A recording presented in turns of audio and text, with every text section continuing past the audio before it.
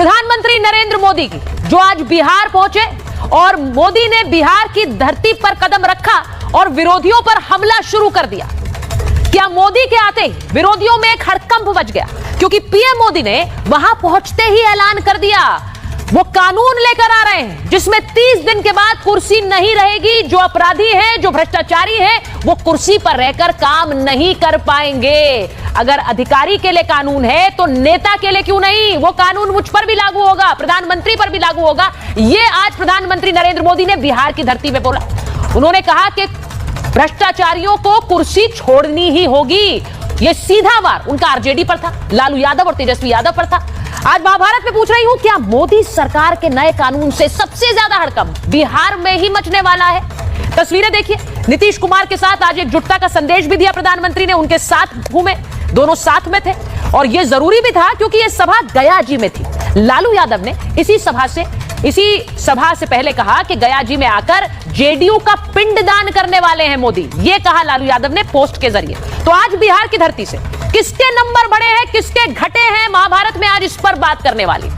इसी के साथ साथ आज बात कर रही हूं कि कैसे बिहार में वोटों का खेल वर्सेस घुसपैठिए फेल चल रहा है। ये क्यों कह रही हूं? क्योंकि नरेंद्र मोदी ने आज बिहार में घुसपैठियों पर वार किया। उन्होंने कहा कि घुसपैठियों को खदेड़ना जरूरी है। एसआईआर की जो प्रक्रिया है वो भी घुसपैठियों को खदेड़ने के लिए है। इस देश पर घुसपैठियों को क्यों राज करने दिया जाए, उन्हें चुन चुन कर निकाला जाए। लेकिन वहीं दूसरी तरफ घुसपैठियों को लेकर क्या एक टेंशन है विरोधियों को, क्योंकि राहुल गांधी, तेजस्वी यादव मदरसे में जा रहे हैं, मस्जिद में जा रहे हैं, उसमें कोई गलती नहीं है। लेकिन बीजेपी पूछ रही है मंदिर क्यों नहीं जाते हैं? ये मदरसे में जाते हैं क्योंकि ये संदेश देना चाहते हैं घुसपैठियों को कि हम तुम्हारे साथ हैं। ये सब मुस्लिम वोटों के लिए हो रहा है, मुस्लिम वोटों का खेल है, जिसकी वजह से ये तेजस्वी और राहुल गांधी मदरसे में जाते हैं, मस्जिद में जाते हैं, लेकिन मंदिर की तरफ देखते भी नहीं है। आज महाभारत में यह सवाल भी पूछूंगी कि क्या वाकई मुस्लिम वोटों का खेल चल रहा है? इसी के साथ साथ आज महाभारत में यह भी बात करूंगी कि आज सुप्रीम कोर्ट ने एसआईआर की प्रक्रिया पर क्या कह दिया। विपक्षी दलों को सीधा संदेश दिया है कि शोर शराबा तो फुल है लेकिन सहयोग जीरो है।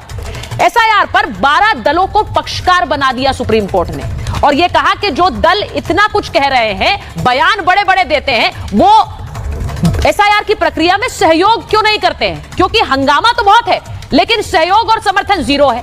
आखिर लोगों की मदद कीजिए। सिर्फ टीवी पर जाकर क्या सिर्फ प्रचार होगा? एसआईआर को लेकर हंगामा होगा लेकिन लोगों की मदद नहीं होगी। आज मैं ये भी पूछूंगी क्योंकि आप जानते हैं कि एसआईआर की प्रक्रिया को लेकर क्या क्या कहा गया। मैं जरा अपने दर्शकों को बता भी देती हूं। एसआईआर पर 12 दलों को पक्षकार बनाया गया है और यह भी कहा कि चुनाव आयोग ने हमारे निर्देशों का पालन किया है। यह कहा है